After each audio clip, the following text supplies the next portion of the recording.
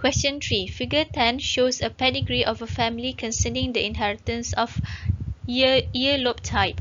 Okay, so by looking at this diagram, the person with the attached earlobe will be shaded. So it means that shaded square with the is the male with the attached earlobe.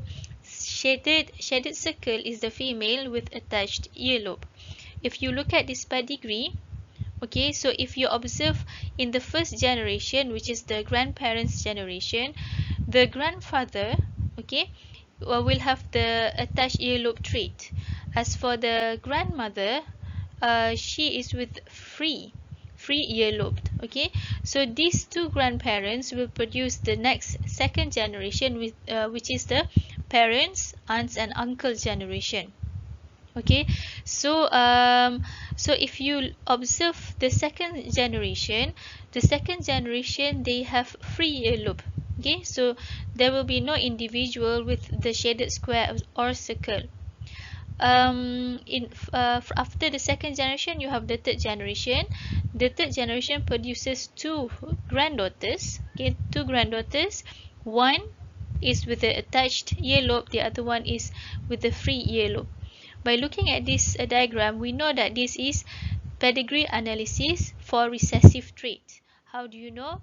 For pedigree analysis of recessive trait, there will be one generation that is without the trait. So this generation, the second generation, are considered as carriers. They are carrier.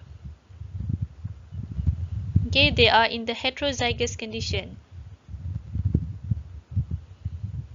Okay, because you observe that the grandfather, which is in the condition of homozygous recessive, and the grandmother, okay, which is we can assume that the grandmother is homozygous dominant.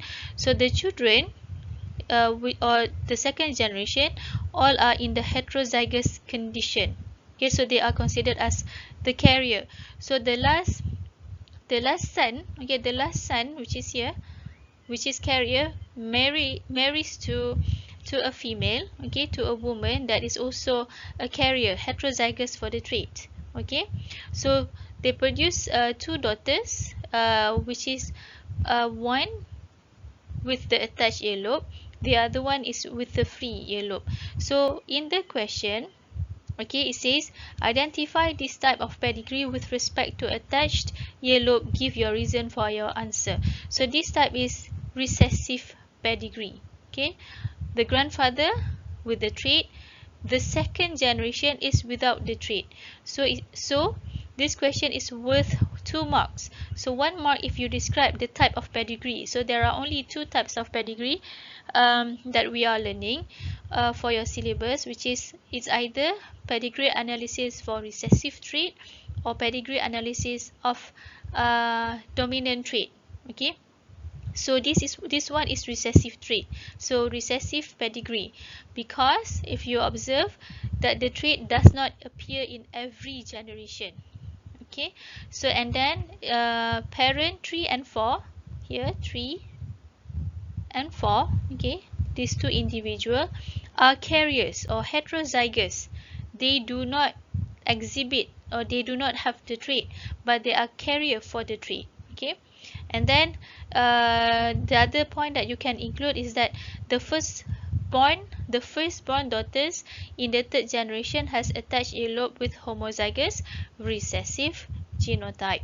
So any of these point worth 2 marks. The first point is compulsory, so 1 mark for the first point, and the second mark is any of these 3 points. Okay.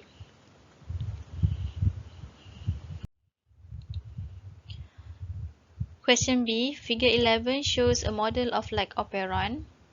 Okay, so if you look at this figure, it shows you that like Operon, it consists of several components. Okay, so for like Operon or lactose Operon, it must consist of the first region, which is a promoter. So the promoter, you have to remember, it is the site where RNA polymerase will bind to. For the operator is the site for repressor protein will bind to.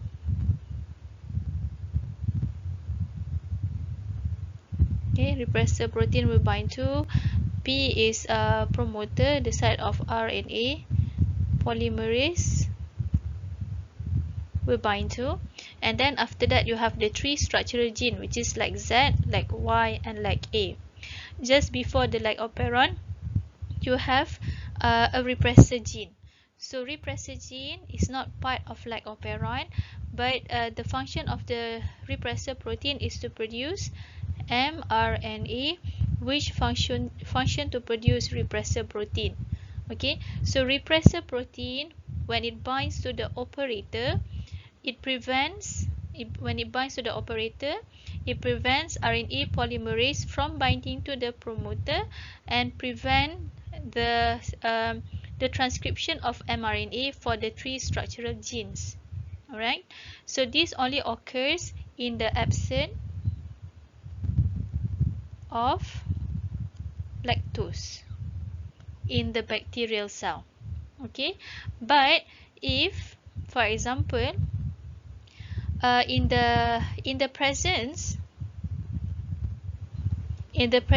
of lactose, okay, so the some of the lactose that enters into the bacterial cell, so this is bacterial cell that is grown in a medium that contains lactose. The lactose will enter into the bacterial cell, and the bacterial cell will break down the lactose so that the lactose can be broken down into its monomer, which is glucose and galactose, for the bacterial cell to use as source of energy. Okay, so the lactose will be metabolized. In order to metabolize the lactose, it requires enzyme, and this enzyme is synthesized from the 3 structural gene. So the function of like Z gene is to produce the enzyme beta galactosidase. The function of like Y gene, which is in the question, okay, name the product of like Y and state its function. So like Y, which is the 2nd structural gene, is used to produce the enzyme lactose permease. So the function of the enzyme lactose permease is to allow lactose from the medium to enter into the bacterial cell. Okay, so another way of explaining it is facilitate the uptake of lactose into cell. You must state where does the lactose goes into the cell. Okay, lactose permease, to permit the entrance of lactose into the bacterial cell. Okay, so once the lactose has entered into the bacterial cell, the enzyme that is produced or coded by the Z gene, which is beta galactosidase, will hydrolyze the lactose into glucose and galactose. And the last structural gene is transacetylase, which function to detoxify other molecules that enter the cell via permease. Okay, so these are the 3 structural genes that is used to produce 3 different enzymes with related function, which is involved in the metabolism of lactose. So from the 3 structural gene, when RNA polymerase runs through the 3 structural gene, it only produces a single mRNA. So 3 structural gene produces 1 mRNA. Okay, 1 mRNA, and from the 1 mRNA it codes for the synthesis of 3 enzymes. Okay, beta galactosidase, lactose permease, and also transacetylase. That is in the presence of lactose. When lactose enters into the bacterial cell, it will get converted into some of it will get converted into its isomer, which is allolactose. Okay, allolactose. This allolactose will bind to the repressor protein and causes the repressor protein to change its shape. Okay, once the repressor protein changes its shape, it cannot bind to the operator, and RNA polymerase can synthesize mRNA for the 3 structural gene. Okay, that is in the presence of lactose. Okay, question B. Figure still on the same figure, which is figure 11, which shows the structure of like operon. Okay, the model of like operon. For question 2, it asks, explain how the repressor gene regulates the operon in the absence of lactose. Okay, so in the absence of lactose, the bacterial cell, okay, will not be required to produce the 3 enzymes to metabolize lactose. Okay, so there is no need to produce mRNA, there is no need to produce the 3 enzyme. So this is to prevent wastage of energy for the bacterial cell of producing enzyme that does not have any function, okay, because there is no lactose to metabolize. So therefore, in the absence of lactose, what happened next is that the repressor protein is able to produce mRNA to produce repressor protein that will bind to the operator. Okay, so repressor protein, for the first point, is active. Okay, so when repressor protein is active, it functions to synthesize repressor protein. Okay, repressor protein. So once repressor protein has been synthesized, it will then bind to the operator. Okay, so for this question, it is worth 3 marks. So if you mention three of this point, so you already get the 3 marks. Okay, so you can also explain further where what is the consequences of repressor protein binding to the operator. It will block part of the promoter. Okay, repressor protein, when it binds to the operator, it will block part of the promoter, and this will prevent RNA polymerase from binding to the promoter and causes the lag operon to be switched off. Okay, switch off. This is in the absence of lactose, or the lag operon is not active. So when the RNA polymerase cannot bind to the promoter, operon is switched off. So therefore, transcription of the structural gene will not occur, and the enzymes, the 3 enzymes, will not be synthesized. Okay, so you just have to remember the function of each site. Promoter is the binding site for RNA polymerase. Operator is the binding site for repressor protein. Okay. Okay. Question 3. A certain mutation in E. coli changes the lag operator so that the active repressor cannot bind. What is the significance of this mutation? Okay. So first of all, you have to know that active repressor can only be produced or exist when lactose is absent. Okay, when lactose is absent. So when lactose is absent, active repressor protein will bind to the operator. It binds to the operator. So when in the absence of lactose, repressor protein bind to the operator and prevent the synthesis of mRNA and prevent the synthesis of the 3 enzyme. Okay, so the purpose is to reduce or to prevent wastage of resources in the cell of the bacteria. Okay, the bacteria is not required to produce the enzyme in the absence of lactose, but if mutation were to occur and changes the operator sequence and causes the repressor protein unable to bind to the operator. Okay, you have the repressor protein here. Repressor protein will unable to bind to the operator even though lactose is still absent. Okay, even though lactose is absent, the repressor protein cannot bind to the operator. Okay, it cannot bind to the operator. So the consequences is that in the absence of lactose, RNA polymerase can bind to the promoter and causes the synthesis of mRNA for the 3 genes. Okay, for the 3 genes, and produces enzyme, the 3 enzyme, beta-galactosidase, transacetylase, permease, even though lactose is absent. Okay, even though lactose is absent. So therefore, the mutation causes the operon is switched on. Okay, switched on even though lactose is absent. Okay, so operon is switched on, or transcription of all the 3 structural gene occurs and causes RNA polymerase to bind to the promoter. Okay, and even in the absence of lactose, all the 3 enzymes will be synthesized. Okay, will be synthesized.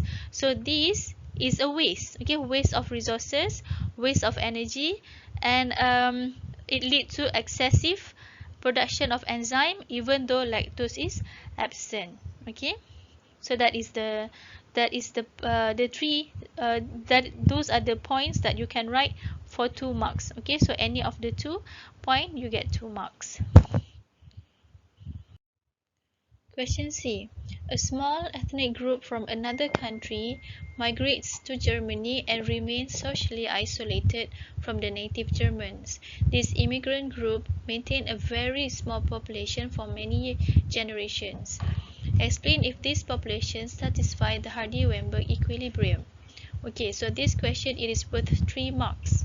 Okay, so for the first point, you need to identify whether this population, this small population of immigrants is in Hardy-Weinberg equilibrium. It is not.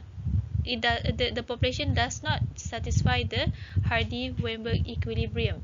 Okay, number 1, the first point. Why? You have to give reason. Okay, explain. Okay, this is because the population is very small. A small population, and also because the population is really small, there's no random mating. Okay, there's no random mating because the individual within the population will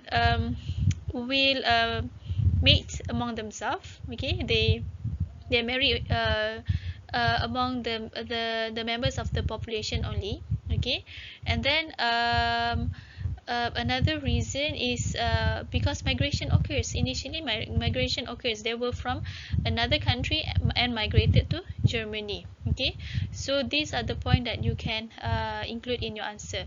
The first point is compulsory. Okay, where you need to identify whether the population satisfy Hardy-Weinberg equilibrium or not, which is not. The first clue is very clear. The population is very small. You have to remember the 5 conditions of the Hardy-Weinberg equilibrium, which is the population needs to be large, mating is random mating occurs, there will be no mutation, no migration, and no natural selection. These 5 conditions you need to remember, and also you need to remember how to explain. You need to know how to explain for each of these conditions. Question D. Figure 12 shows various types of double-stranded DNA molecules incorporated with nitrogen isotopes. Okay, so in figure 12, I have withdrawn the DNA strand with nitrogen 15 as in red. Okay, and the DNA strand with that has incorporated nitrogen 14 in blue. So you have 6 different DNA molecules produced. Okay, so in the question, to prove Watson and Crick's semi-conservative model, Michelson and Stott ran an experiment using bacterial DNA labeled with nitrogen 15 and also nitrogen 14. Identify which of the double-stranded DNA molecules A to F shown will be formed in generation 1, 2, and 3. Okay, so for generation 1, initially the bacteria is grown in a medium that contains nitrogen 15. So therefore, the DNA of the bacteria in the first generation will consist of 100% nitrogen 15 and 15. So the DNA molecule will be molecule A. Okay, so for the second generation, the bacteria was grown in a medium that contains nitrogen 14. Okay, so to synthesize or to replicate DNA for the second generation will use the DNA from the first generation as template. So therefore, the DNA of the second generation of bacteria will consist of both the old strand and the newly synthesized strand using nitrogen 14. So 100% of the DNA in the second generation consists of nitrogen 15 and also 14. So the answer would be C. Okay, molecule C. And for the third generation of the bacteria is still grown in nitrogen 14. So the third generation of the bacteria will use the DNA from the second generation. Okay, so the second generation DNA of the bacteria will become the template to synthesize the DNA for the third generation. So therefore, because the bacteria is still in nitrogen 14, the DNA of the molecule for generation 3 will consist of two different types of DNA. Okay, so 50% of the DNA will consist of nitrogen 15 and also 14, and the other 50% will consist of nitrogen 14 and also 14. So the answer will be molecule C and also molecule E. If you are not sure of how to get this percentage or how to get this result, please refer to my explanation for question number 1. Okay,